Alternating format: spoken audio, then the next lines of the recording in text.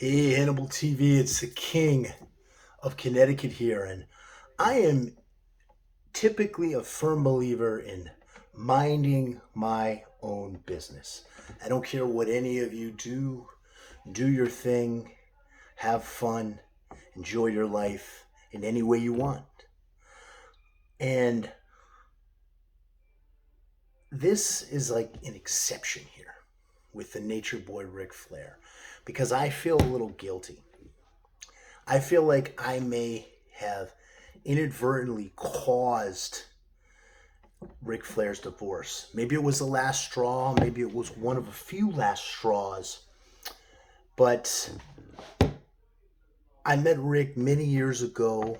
I've known him for over 15 years when he used to have his boat on Lake Murray, and I resided on Lake Murray. In my younger days, I bounced at a bar on the lake where he used to frequent, and that's where I first met him initially. And then years later, we hung out in Lake Lanier together when he was with Wendy, and got Wendy's phone number back then. I had actually lost Rick's number when I got my new phone, and Bill Hazelwood provided it to me. And I reached out to Rick, and we started chatting again a few months ago, back in November. I was going to have him on our Berman Law Group at our Berman Law Group podcast studio and on the Berman Team podcast as a guest. And we started discussing that. And then he had me call Wendy. And in the course of our discussion, he is the nature boy. I sent him some pictures of some of the lovely ladies from my stable, some pictures and some video.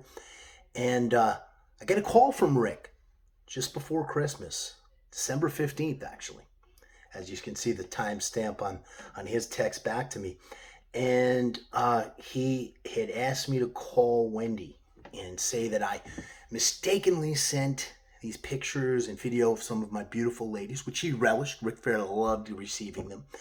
And tell her that I accidentally sent them to him and I meant to send them to another friend. Made no sense whatsoever. And I kind of figured out what was going on. You know, Wendy saw his phone, and if she saw his phone, she saw that he delighted in receiving these pictures. You know, I have some very beautiful women in my stable, to say the least, and this was gorgeous Dominican woman that he loved to see. And Rick sent me a very hateful text at that time, and it was nasty. You all can read it. You know, we'll hide some numbers on his phone number so y'all don't have his phone number. But Rick and I made up after that, and then apparently he and Wendy divorced. They needed that time apart, and now they've announced their divorce. Again, it's none of my business. It's none of my concern, but I feel guilty here. I feel like the king might have inadvertently caused this divorce. And, you know, Rick, he's a big fan of getting married over and over again. This was actually wife number 6. Some people thought it was number 5. Wendy was actually wife number 6. Tiffany, I believe, was wife number 4 that I knew on Lake Murray. And she was a snotty lady. She was Rick's wife, Tiffany.